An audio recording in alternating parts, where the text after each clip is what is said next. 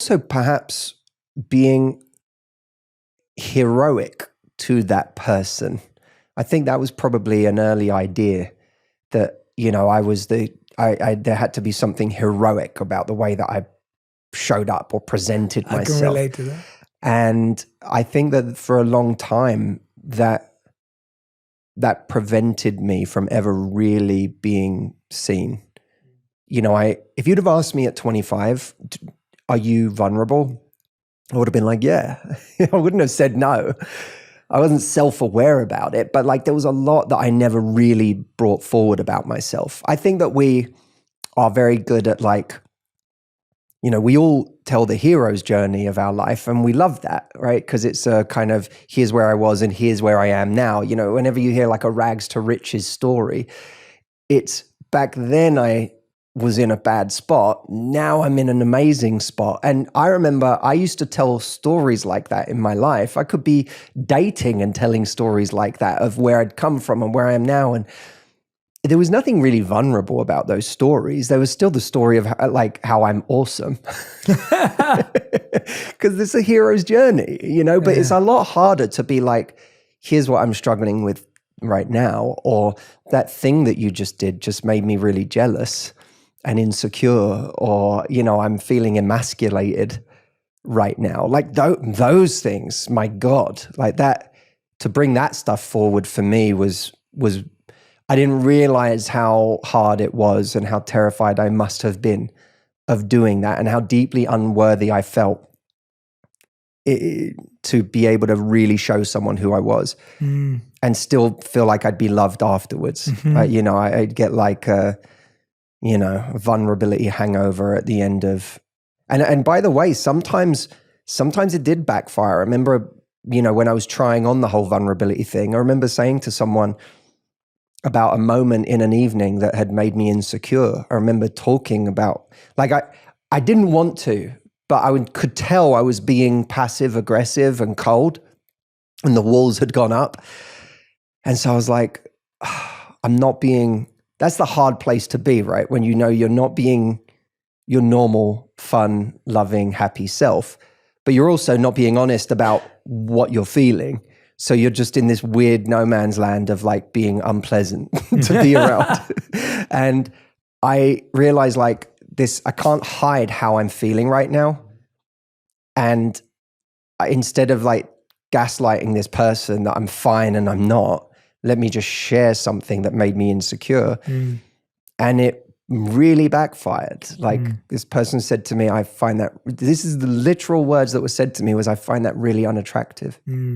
And it crushed me, because I thought, I was in my head, I was I'm never doing that again.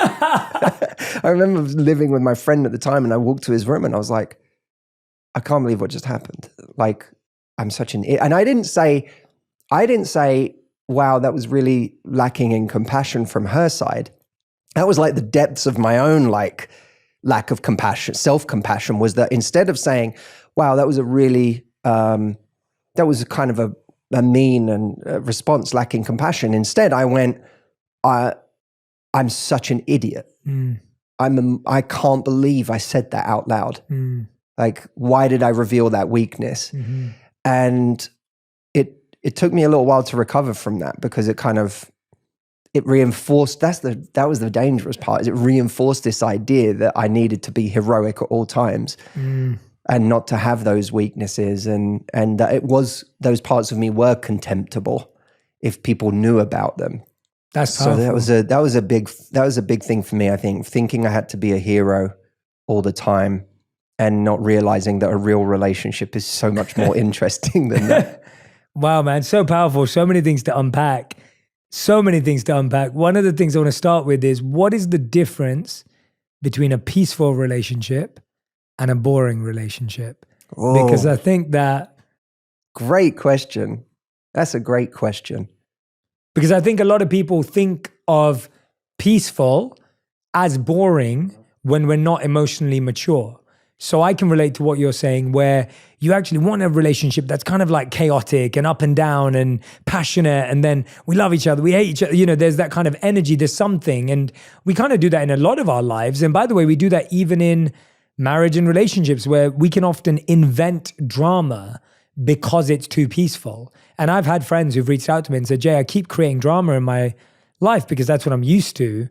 And I don't know what to do with this guy or this girl because they're actually peaceful. So people are scared that peaceful means boring, but you've just said you like a peaceful relationship. I know you're not a boring guy. So what's the difference? So when you was just saying that, I thought to myself, there are days where I'm on time for something and I will kind of go and do one more thing before the meeting that makes me late. So that I have to like make a game of getting in the car and like finding a way to like, how can I still like, the GPS says I'm going to be there in 2 minutes before, but I've made like shaving off a minute. Like I was on time. Yeah. Why did I do the one more? Nothing was going to go wrong if I didn't do that one more thing. Yeah. Why did I do one more thing that made me late? And I had to realize at a certain point that was like my nervous system. I grew up around like my dad was always late for everything. I learned that from him. I used to hate it, by the way, but like I had also then adopted it. I'm not that way anymore in my life, but like I realized like I have an addiction to this feeling, this like mini drama of am I going to get there on time? Which creates this little mini drama in my day for like 10 minutes. It's like an adrenaline rush. I'm like, and it's a horrible feeling, really. It doesn't feel good. It feels like stressful and anxiety inducing. And now I'm going to come across as rude and disrespectful with someone's time. And I'm like stressed. But it's like my body is used to that. I'm not used to like getting somewhere on time and like have 10 minutes to just chill. And like, that's a new feeling that can feel boring. Mm-hmm. So in terms of a relation, I think we do it everywhere in our lives. In terms of a relationship, I knew when I met my wife, Audrey, that I had found peace that wasn't by any means boring because I felt at home.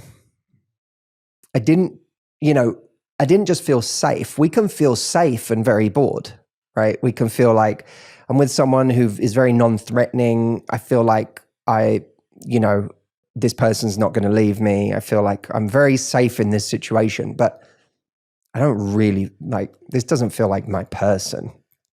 I just feel safe. And when you haven't felt safe for a long time, sometimes that's a very lovely feeling on its own, just to feel like I'm no longer in an abusive relationship, or I'm no longer in a relationship with someone that makes me second guess myself all the time, or feels like they're going to leave me at any moment. But eventually we will get bored in a situation where the only thing that's presenting as a positive thing is the safety we feel. But in this relationship, I felt at home. And I felt like I felt more seen than I'd ever felt before. I really was astonished to the extent to which this person got me, and that we seemed to get each other. And the first night we met, we spoke for 8 hours straight, literally. Like everyone else was like partying and doing that, and we talked for 8 hours the first night we met. There was an attraction there that made us talk to each other. It's not like we started talking to each other in the first second because we knew we were such great conversationalists. Like we started talking because there was an attraction, but then it felt easy. It felt like home somehow. It took me a minute to realize that, by the way. I'm not. This wasn't a love at first sight story of like, and then everything was smooth sailing. But it took me a while to realize, oh, this feels like home. I'm more of myself around this person.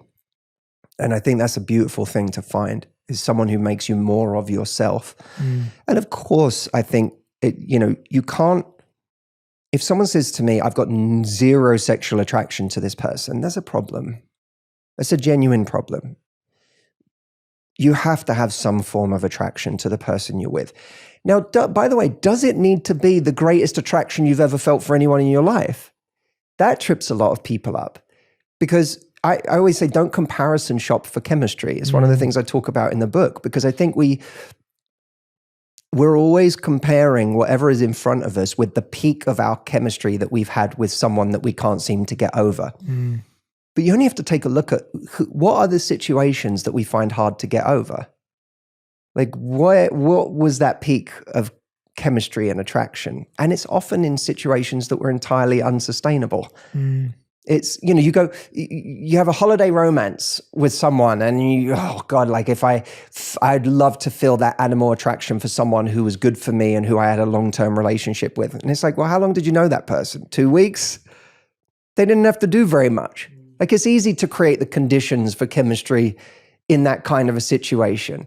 The same is true of people who have a 3-month fling with someone where there's like, it becomes more interesting because it's flaming really hot and then it disappears. You know, I had a woman who I coached who said, you know, this person was the one, we had this amazing 3-month thing. And I said, what happened? And she was like, well, he went traveling and he said he didn't want to continue the relationship. And for me, that's like literal fireworks. You know, fireworks, we look at them and they're really exciting. And we're like, oh, isn't this magical? And you look at those fireworks. But if those fireworks carried on for 3 hours, you'd be like, I want to go home now. Yeah. You would be bored. Yes. Right? For fireworks to be exciting, They have to end. They have to end. So we have to be very careful about comparing the like slow burn energy of a real relationship with like that fast twitch muscle of a short-term encounter or an affair that is naturally exciting because it's an affair. It's like, you know, mysterious. Yeah. So I don't think you should absolutely have chemistry, but we have to be really careful with comparing chemistry with previous chemistry because that chemistry may not have lasted either if you'd actually got what you wanted. Yeah, and it makes so much sense. The idea the analogy you painted of the fireworks is a brilliant one because a real relationship is one that you don't want to end, and the chemistry-based relationship is one that has to end, right? It has to come to an end, and for it to feel meaningful. And a real relationship, you never want to end, and that's why it feels meaningful. And that's where we're kind of stuck in between. And the thing I hear the most, and I asked my audience and my team a lot of questions before this interview because I know a lot of my audience is dating, trying to figure it out. And one of the biggest things, which we touched on here, but I want to ask you about, is that people find it overwhelming with the number of options they have today. And I've spoken to friends who are like, well, this guy's great, but maybe there's someone greater, right? And we're constantly living in this, they're good, but maybe they're 50%, and maybe there's a 51, and then maybe there's a 79, and maybe there's a 99, because I can see someone else over there has a 99. And so we keep second guessing even the person in front of us, even if they are fulfilling our needs because of the overwhelming number of options. So when you said you felt at home, and you know, I think that's what people want to feel. They want to feel at home. They want to feel more than safe. But how do we know, or what have been the best signs and indicators that people can look out for that they're actually making things harder for themselves by wishing, hoping, wanting someone else? Or is that a sign that you're not with the right person, that you feel that there is someone who has more? It's such a tough question because I think it is it's sometimes we're wanting something else because there's, you know, the person that's in front of us isn't compelling enough. There really is something lacking in that relationship. Mm-hmm. But I do think we have to ask ourselves, what are the things that I really must have for an amazing relationship?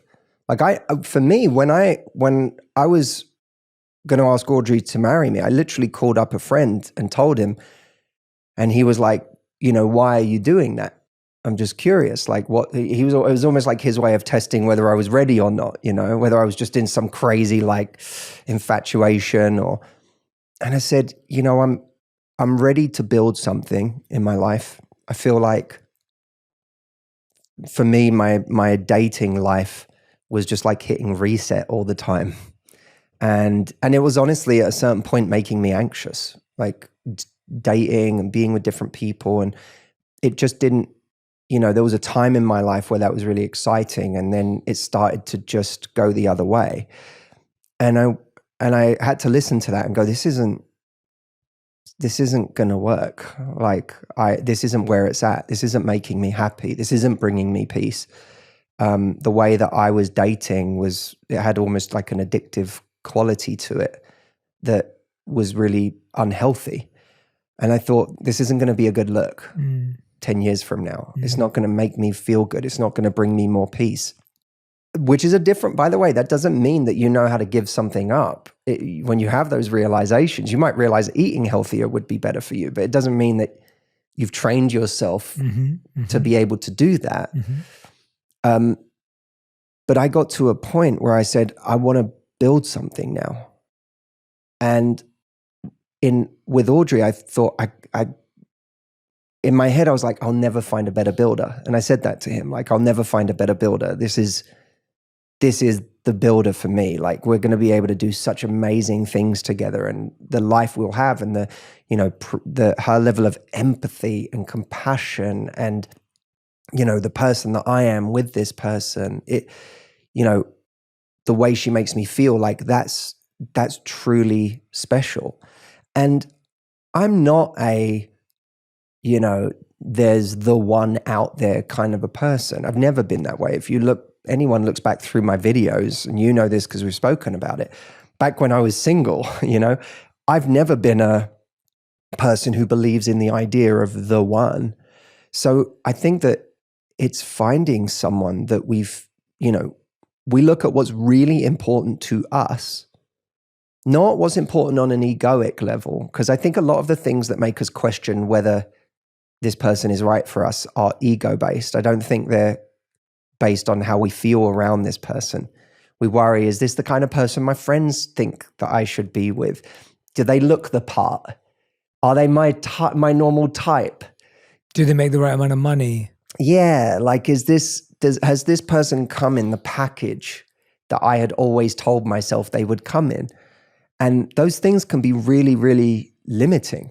And they can have us like constantly trying to optimize for some version of something that we think we're supposed to be with, which is a very dangerous way to go about finding love. You can't optimize for human beings. You can optimize for a lot in life, but you're dealing with people. And by the way, even if you let go of this person, you're going to find someone else who's also imperfect, and they might, okay, this person is, scores a 7 in this area and they score a 9, but guess what? They score a 3 in this other area that you didn't even know was great in this relationship because you took for granted how amazing that person was in that way. Like, it's very dangerous to optimize in that way in our love life. And I've come to really believe in life that if you find a connection that has all the right raw materials and you both have the same level of commitment, then you can build something extraordinary together. And actually the extraordinary is the thing you sculpt together. It's no different from a career. Neither you nor I started by doing our dream version of this. It's evolved and evolved and evolved and evolved. And every year you sculpt it a little closer to your ideal way of doing it all. And along the way, you do a lot of things that you don't necessarily, you're like, oh my God, I couldn't do this for a lifetime. And this part I thought I would enjoy, and I didn't enjoy it nearly as much as I thought I would. I'm going to stop doing that. And you sculpt it. Like, dream careers are sculpted. They're not found. And I think that that's true of relationships as well. Like, I'm more grateful for my relationship with Audrey the more time goes on. Yes. Because we keep sculpting it into something that's better and better.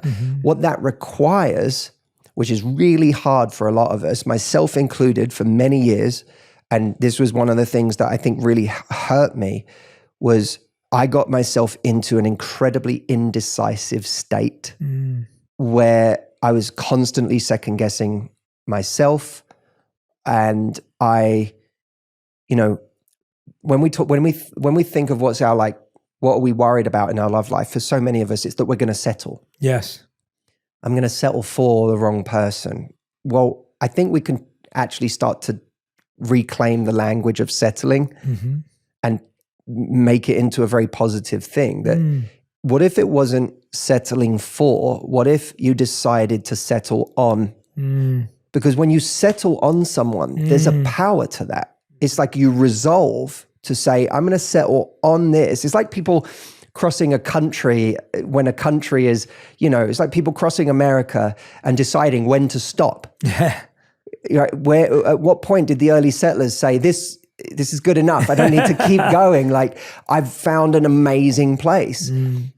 And when you find that place, you go, I could live here. Then you settle on it. And it's only by settling on it that you can make it great. It's only by putting your attention on it like a laser that you can see what it becomes. And I don't think that I ever really settled on anything in my love life in a way that gave it a chance to see what it could really become. And in this situation, I really gave myself that chance by saying, I'm gonna go all in on this. Yeah. But she was smart because she also saw that Audrey is ridiculously perceptive and in tune with people. And she saw in me early on, like, oh, this is a pattern for him. And that doubt and that, what do I want? Is this right? And she saw that early on. And one of the things that she did was she called me out firstly, and she was like, look, if I'm willing to like really see what this could be, and you don't seem to be in that place where you're like actually going all in and seeing what it could be. She said, so I don't want to continue if you're not going all in, because I'm not like, I'm not here for half of someone's energy. And the way she phrased it was amazing, because she said to me, look, that doesn't mean like 6 months from now we could break up. Yeah. You might decide this is wrong for you. I might decide it's wrong for me. And no one's the villain if that happens.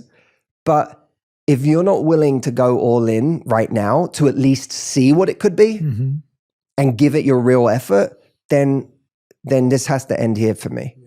And what was amazing about that is that it lowered the stakes for me, especially when she said, because I felt like, in the past I had hurt, well, I didn't feel like I had hurt people, and I had been the villain. And I was like, I can't do this anymore, because I also suffer from ridiculous guilt. So I was like, I can't do this again. I was like avoidant, because I was like, I don't want to get close enough to anyone to hurt someone. If I hurt someone, I'm going to feel sick, and that's going to haunt me. And then, I'm just making myself miserable and them. And so I had all this like stuff. And when she was like, if 6 months from now you decide this isn't for you, that's okay. You're allowed to do that. That lowered the stakes for me. But by also demanding as a standard, and that's what so much of this book is about, how to raise your standards and what that looks like in practice. Because I think the reason so many people never reach the point of real relationship is because they don't have standards for what they expect and how to communicate and know how to communicate those standards. But because she had a standard that she lowered the stakes, but she also had a high standard that said, this is the price of entry for continuing. That like allowed me to fully invest. Yes. And when I fully invested, that thing started to actually realize its potential, and we got to see what it actually was when I was showing up fully and she was showing up fully.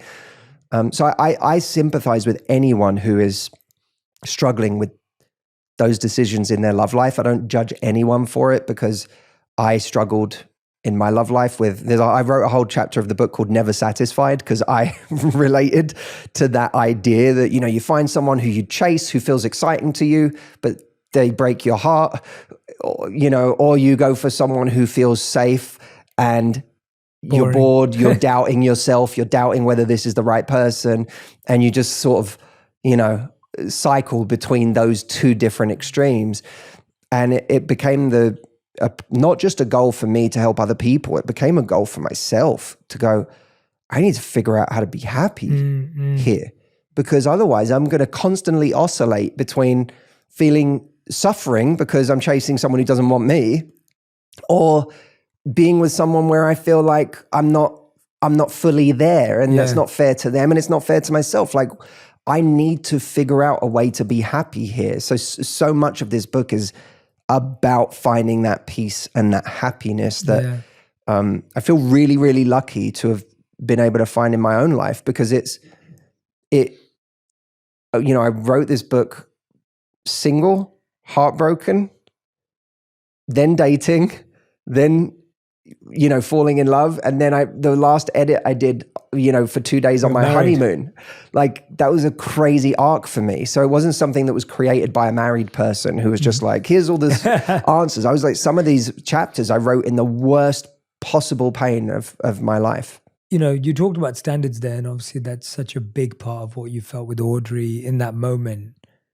I think what scares us about setting standards is that we think it's going to scare someone away. So Audrey saying that to you requires so much self-worth in her saying, I may lose this guy if I say this, but I know that's where I'm at.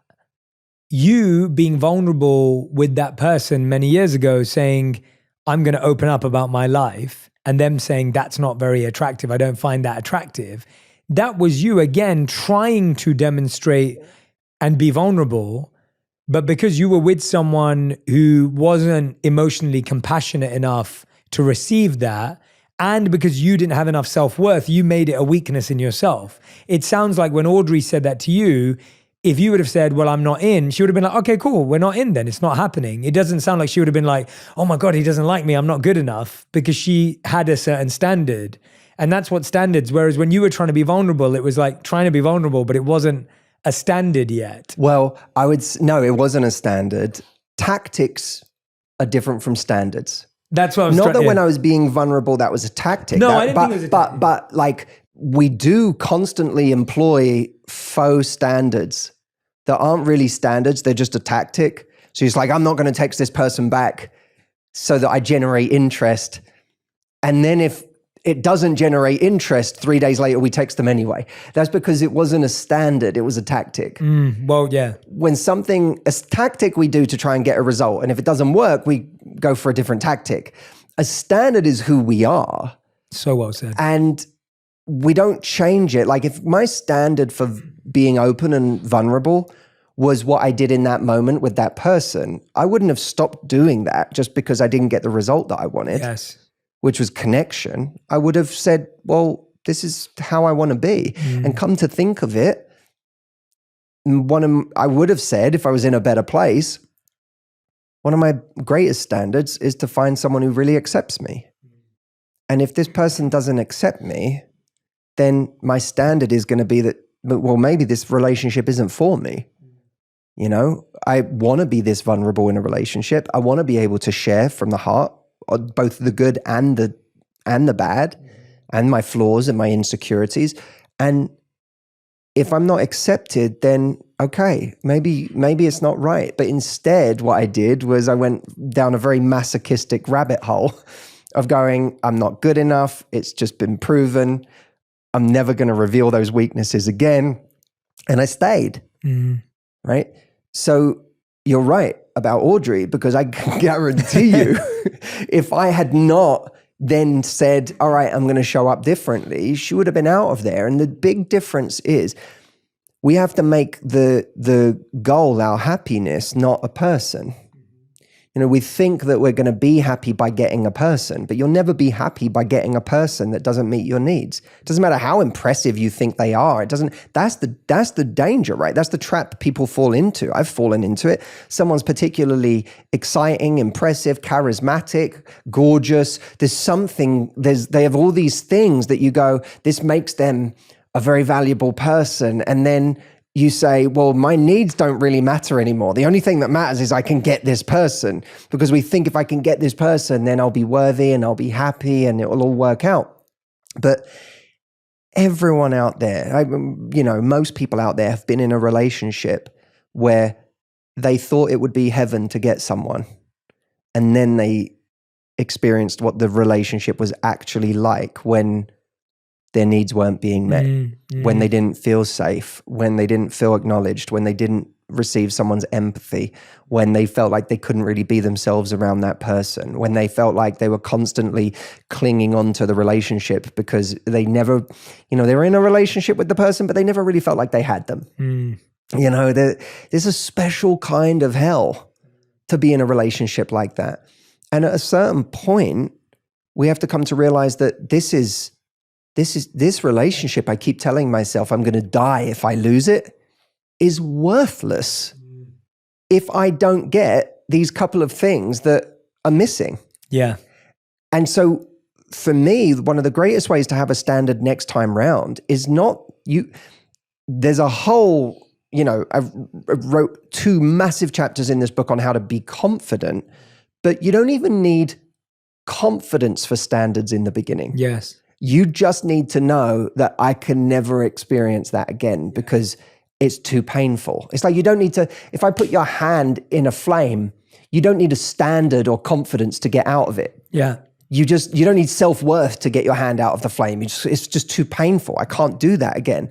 And a lot of people, especially people who leave really abusive or difficult relationships, a lot of them, when they have enough time away from it and their nervous system calms down and they start to experience a different reality. Yeah.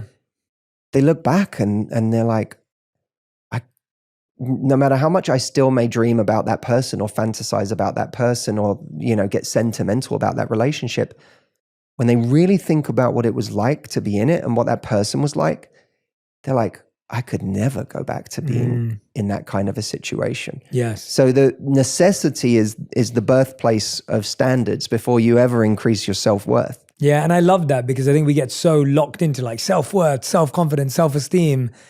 And because that's a lifelong journey and a lifelong pursuit, you feel you can't have standards. But I want to go back to something you said because I think this is, I'm really enjoying this conversation because I feel like we're really getting into this kind of subtle, nuanced space of what's really holding people back from having love in their life.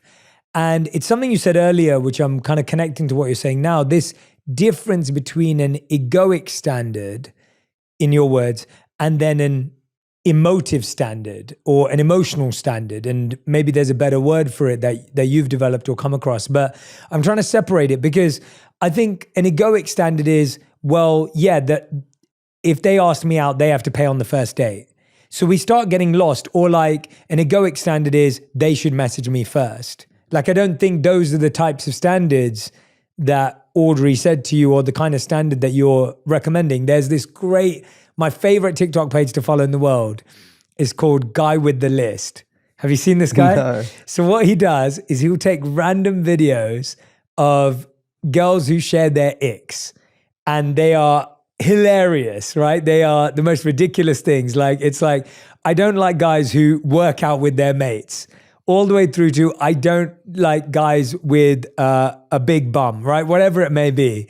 And this guy, what he'll do is he'll take the clip of a girl saying that, and then he'll go to his notes page in Apple and add it to his list of things of not to be. It's the best page in the world. So it's just the longest list of He's on ridiculous... 794 the last time I saw. And it's like a guy with the list. It's brilliant.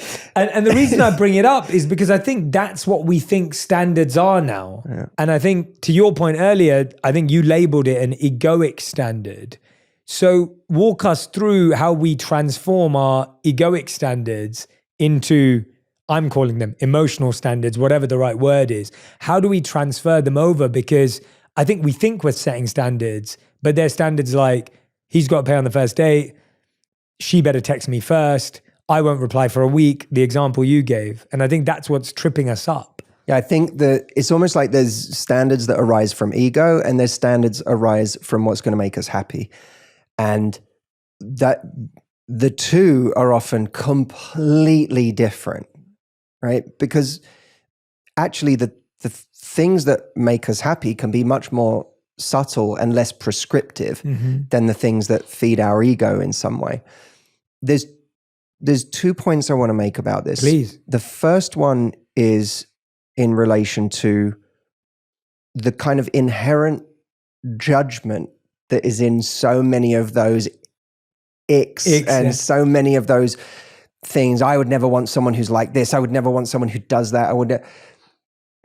We write people off at lightning speed, and not just entirely superficial things, but ways that people are not like us, right? So you've got people who are like, oh, if they're not into, especially like, your audience is into self-development. My audience tends to be into self-development. It's very easy for someone who gets into self-development to suddenly be like, I want somebody else who's into self-development. Yeah.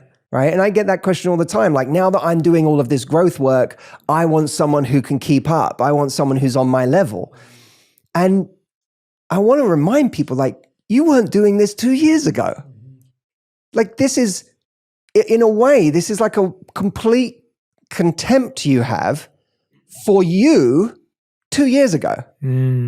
Wow. Before like a certain mentor or influence or something came into your life and turned you onto something.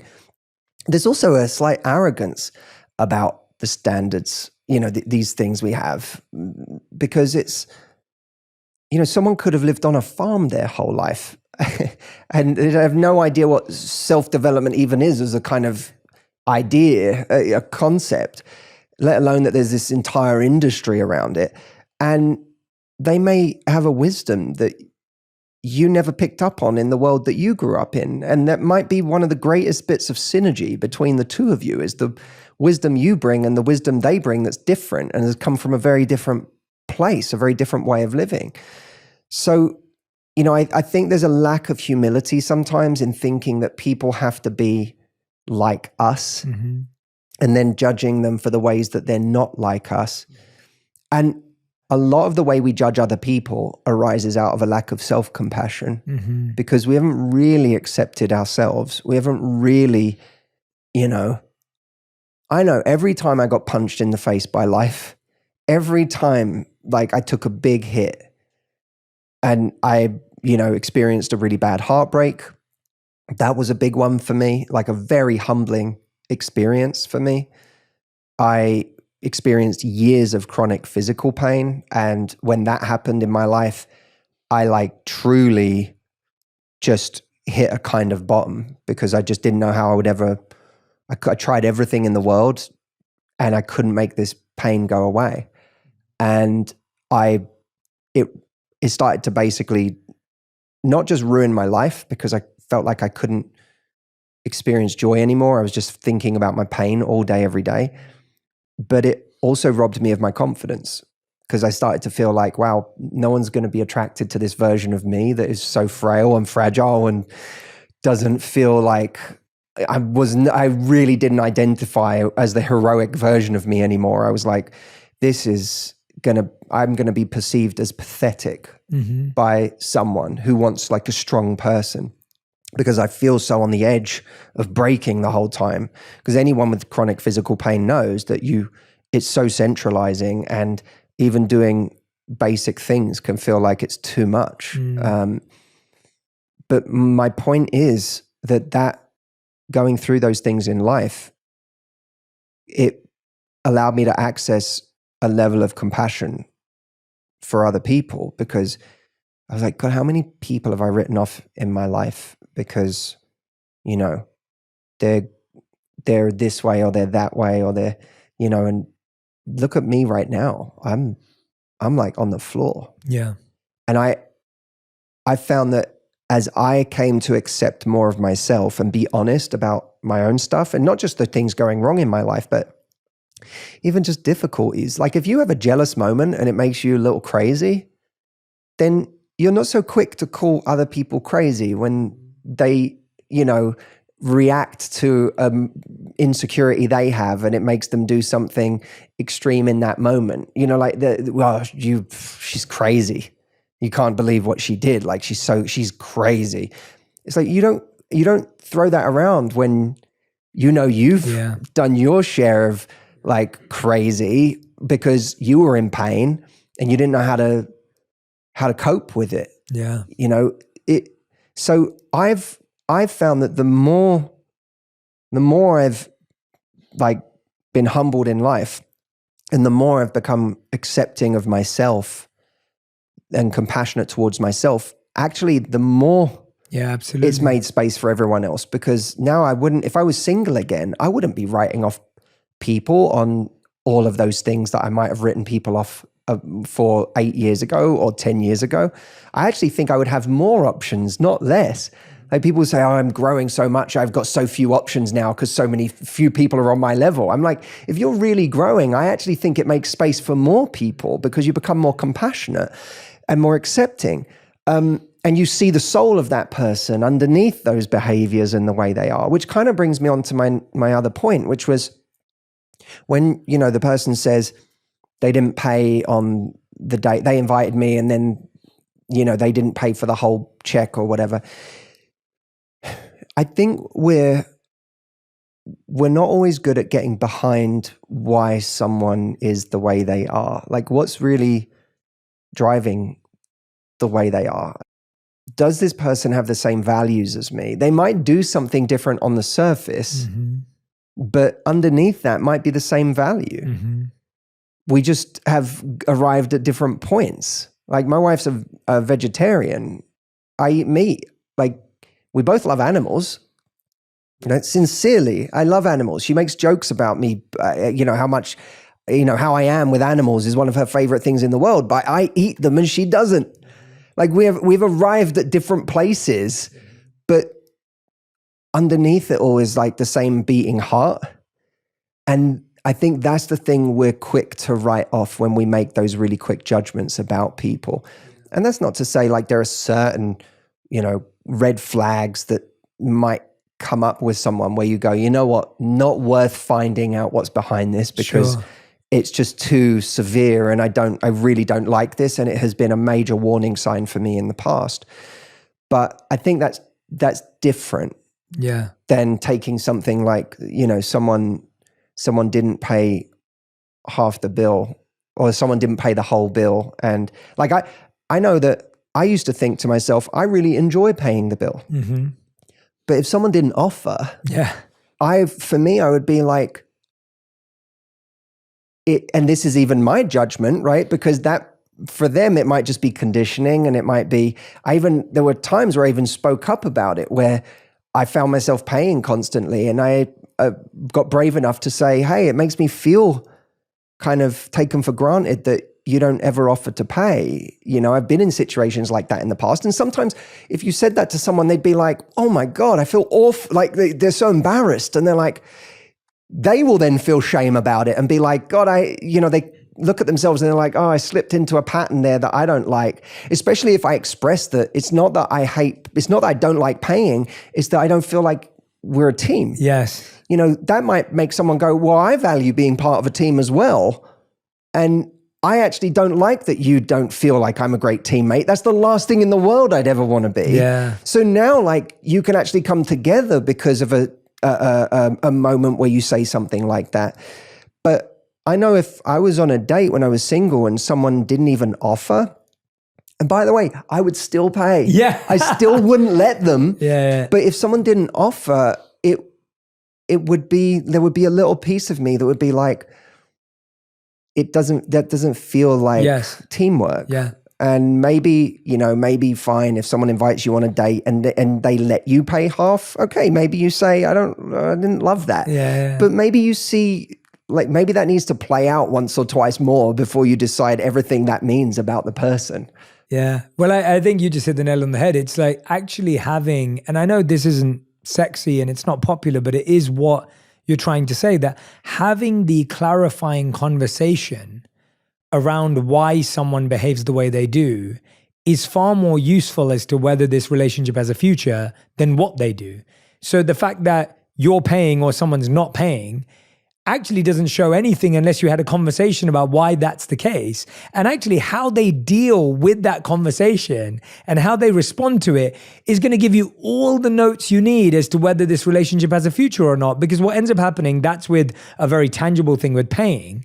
There could be something that person does that annoys you and you let it go for the first month. You let it go for the first 3 months. Now you move in and it triggers you and you're like, God, can you just stop doing that? You've been doing it for 9 months now.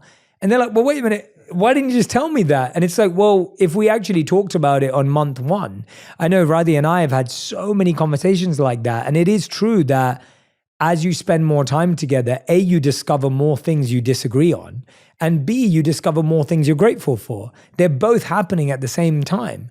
And the disagreement doesn't turn into a disconnect because you have the skills to say, I know how this person deals with challenging conversations because we've had them for so long. We're not waiting for 3 years to have our first challenging conversation because we've already had them about less important things. And now that we're growing up together, like, you know, I think a lot of people aren't having the early conversations. So when it comes to like, how do we want to raise kids? Where do we want to live? What do we want to, all these are harder conversations if you haven't talked about who should pay for the bill, because these are much more bigger, emotional, conditioned decisions where people have far more stuff to pull from as to how they make it. There's so much to say about all of that. Go on, yeah, go. You're absolutely right. And Christopher Hitchens used to say it's more important how someone thinks than what they think. And I think that when we're being too judgmental or assumptive, we don't necessarily learn how someone thinks, we learn what they think. And then we discard them based on what they think or what they do. You're absolutely right that by having the conversation, you see how they deal with the conversation itself, which should, by the way, for anyone wanting a serious relationship, that should be like one of your baseline needs, is that I need someone who is willing to have real conversations with me where we can acknowledge things, because someone who can't acknowledge things can't grow, right? It's like one of the key features of narcissism is the inability to admit wrongdoing. And that breeds incompetence, by the way, because if you can't admit wrongdoing and take ownership, you can't get better at something. So, you know, whether you're dealing with narcissism or just someone who can't see themselves clearly or can't acknowledge the way you feel or the way something they've done has made you feel, if you're in that situation, it's going to be a rough relationship. So how soon do you want to find out the way the two of you engage on that level? But it's also engaging on that level is a form. This is, I think, what we forget is that, well, let me make 2 points about Please. this. I wrote an entire chapter in this book on hard conversations, not just because we tend to avoid them at all costs, because we don't like them. Like, it's like, you know, in Fight Club where he says like most men will do anything to avoid a fight. Like, it's like most people will do anything to avoid a hard conversation because we just hate. It's awkward. It's embarrassing. You know, many of us grew up not being good at confrontation or not being taught how to have healthy confrontation. And so we avoid it. And we hold on to it. And we're afraid what will happen if we speak up about our needs. I know that one thing I did a disservice to people that I had in my love life in previous times of my life, because the times where I might have really needed some time to myself, I didn't express it. And then by not expressing it, because I was afraid, I then became like resentful and avoidant and started to push that person away because I had just decided my needs couldn't be met in this relationship without giving them a chance to even see that part of me and show up for me in that way.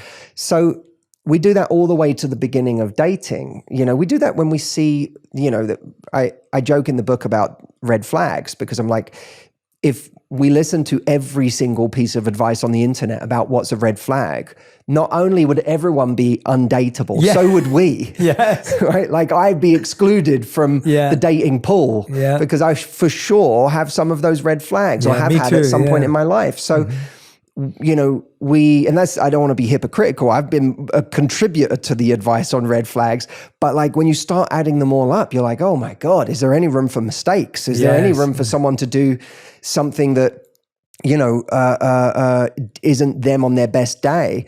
Now, Robert Greene, I heard him say, you know, if someone does something, pay attention to that, because nobody ever does anything once. If they did it once, it's a pattern. I think that's an amazing, like if I was creating a survival guide for life, that would go in it because it's great advice. But I also know that there's things I've done in my life or my relationship that I did once, especially after a hard conversation I felt bad about and decided I don't want to be that person, or I don't want to do that again.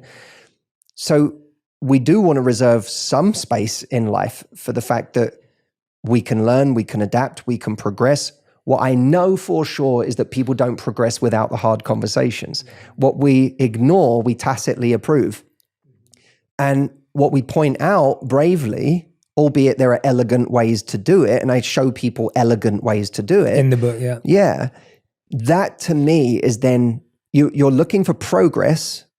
Like, when I've mentioned it, does it bring us closer together? Because in the right situation, communicating should actually bring you closer together.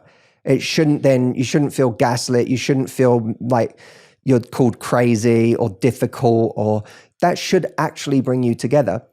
And then our standard has to be that by having that conversation, I need to see progress in that area. And if I don't see progress in that area, I'm not going to ignore the fact that there's been no progress in that area. But if there's no progress, now it has become a kind of a delusional thing to expect that they are going to change. But I can't stress this enough. In our love lives today, everyone is really, really good at, and rightly so, this is what they're talking about is real, but we're really good at complaining about what dating is like today and how hard it is. Sure. And it is. Like, it is hard. Finding love is hard. It is the Wild West. There is so much bad behavior. There's so many ways to there's just so many ways for it to be bad. Mm-hmm.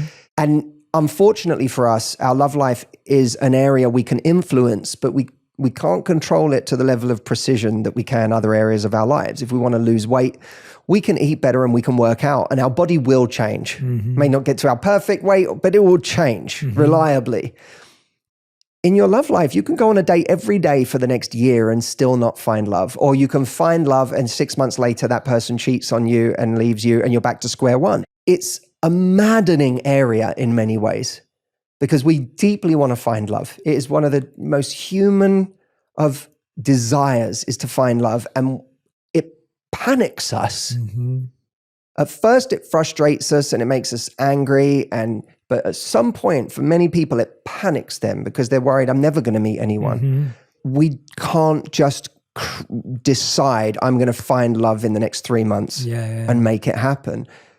But what we have to start taking ownership of, and where we have to start taking our power back, is that you can go into your dating life from a place of leadership. And so many people, I think, go in with a state of following, like, what's the level right now of people's effort?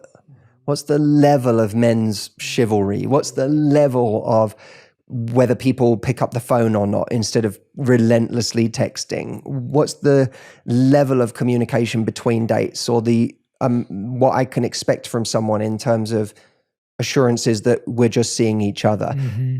Like, there's all this rhetoric about where things are and people don't try anymore and no one wants to commit and so on. But if you're not careful, you can get into a really passive state about all of that. Yeah. Mitch Albom said, if you don't like the culture, you have to be brave enough to create your own. I love that. And by the way, that's what we do in business, right? That's what you've done in your business, is that you've created a culture that you love, that is right for you. And that's what you know, in the most positive way, infect your team with, is that beautiful culture and that amazing way that you see the world and the way that you do things. And it makes your organization unlike any other in the world. It's got your thumbprint on it. That's the beauty, in a way, of starting a business, is that you get to do it your way. And our love life can be the same. We can decide, what's the culture that I want to have? Instead of commenting on culture, what's the culture I want to create in my love life? If someone, if I'm sick of this whole constant texting thing, well, why don't I be the one to leave someone a voice note today? Like, why, if someone's just sent me the 50th text, why don't I send them back when they ask me, how am I doing today? Why don't I just say, maybe it's too scary to call them, but maybe I just leave a voice note and say, hey, how you doing? I thought I'd leave you a voice note. I'm out with my sister right now. We're in IKEA. We're trying to find furniture for this thing. I'll send you a picture because I am dreading getting home and having to actually make this. Tell me about your day. Like, how you doing? Blah, blah, blah. Like, you can inject a different level of energy and enthusiasm or sexiness or flirtatiousness or whatever it may be, a little laugh here that's endearing. You can do all of that in a voice note in a way that when someone listens to it, now it's not just another text on their phone. You're like attacking a different sense. Yeah. And that will increase the level of intimacy, even just by 1%, 2%. And that might just make you, like, that's leadership, because you're not just, we spend so much time mirroring people. Like, I'm going to mirror how what someone else is giving me in this person I'm seeing. But we have to start modeling more. Like, don't get me wrong. If you model behavior that you want to see by being the one who picks up the phone first or leaves the voice note, and then they don't meet you there, then you can say, okay, I'm going to start to mirror their lack of investment. I'm going to start to back off.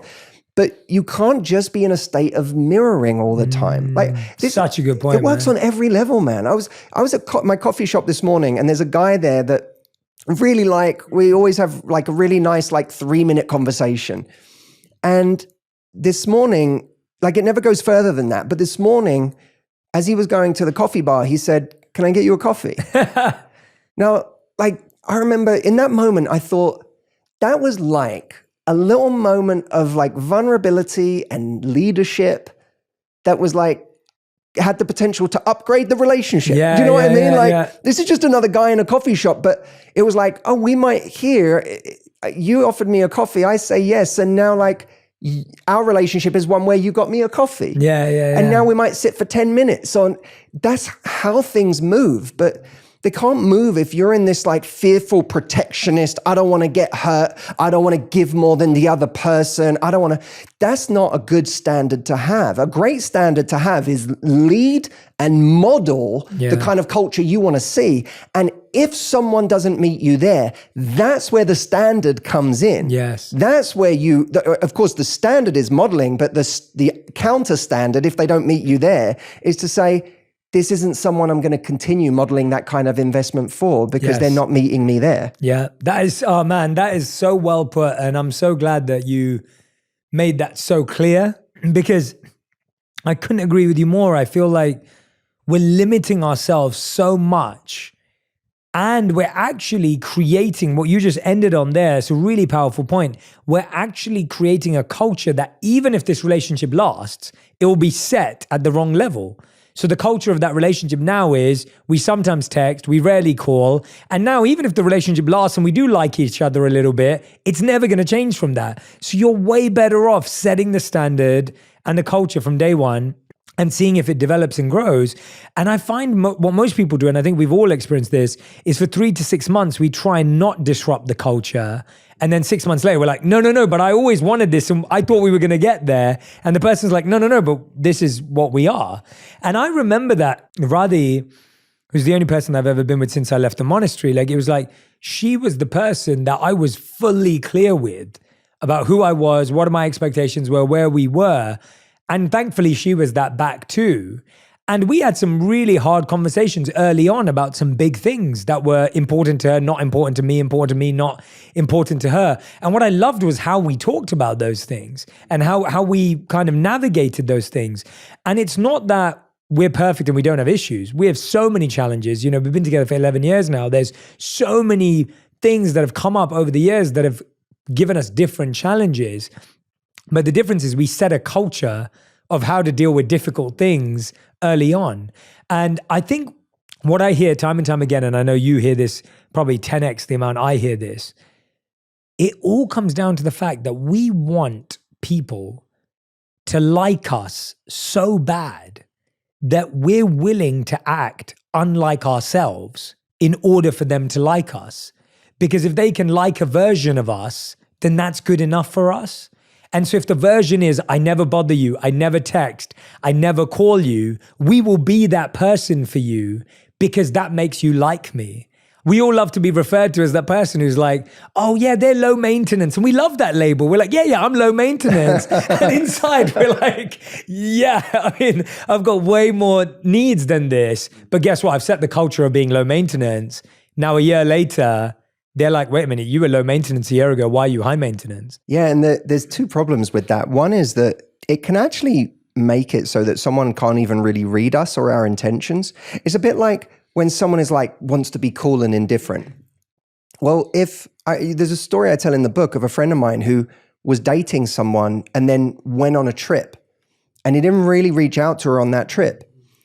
And by the time he got home after a few days, she said to him on the phone, the fact that you were away and you didn't really speak to me made me feel funny. Mm-hmm. Like, it made me feel like you may have been sharing your bed with someone else. Mm-hmm. And they hadn't been on, like, this isn't two people who had been dating for 6 months. They'd been on a couple of dates. But that was the moment when he said to me, I think I like this person. Mm. Because there was an intentionality to it. She didn't go, I'm being high maintenance by saying this. She just communicated what she was feeling. And by doing that, instead of being cool, indifferent girl, like chill, I'm chill. Like, I don't care that you didn't text me while you're away. She went, no. It made me feel funny. Yeah. Because the subtext is, it would hurt me to know, like, maybe we haven't known each other that long, but it would still make me feel something to know that you'd shared your bed with someone else while you were away. That's a very powerful thing to do. Because if he's seeing multiple people in that moment, all of them playing cool, indifferent, whatever, he now sees someone who is actually telegraphing the kind of person she is, that she's a 3-dimensional person with real feelings, and that she wants something more. She is not the kind of person to date if you don't want something more. Mm-hmm. And by the way, even the first time someone gets like just a little bit jealous of something can be a moment of intentionality in a relationship. Because the moment you see someone's a little bit, like, they convey a little bit of, even if it's playful jealousy, oh, I don't like, that made me feel funny. You're not allowed to text that, but whatever. You can go, it almost can make you like that person more, because you can go, oh, that's like, it's almost like you've telegraphed that we've gone to a new level where jealousy is even possible. Yeah. Because at the beginning, jealousy wasn't even possible. Exactly. Now it is. You must like me. I think I like you too. It's like we're so afraid of saying these things that actually telegraph intentionality, which is a really, really powerful thing. Yeah, but it all comes down back to the root of, we're so scared because we're scared that person will leave. And often they will, because their friends saying to them, oh yeah, man, they're psycho. Oh, they're obsessive. Leave, right? And so we don't want these extreme labels. And I think often, so we're scared of looking unattractive. We're scared of being unwanted. We're scared of being rejected, right? That's the reason we don't say any of this, because we're like, if I say that, they're going to think I'm psycho, crazy, obsessed. And I don't want to come across that way. And so I won't say anything until 1 year on, which, by the way, they're going to think the same exact thing when it's a full surprise. So I want to talk to you about that. And then the other idea that I see a lot of that people get stuck on is when they say something, they say it as a demand or a command, where it's like, well, I expect you to do this. And that's where I think it's unhealthy, because I like someone being honest with me, but I also don't want that to be my progress report, because I may have a really good thing to say back.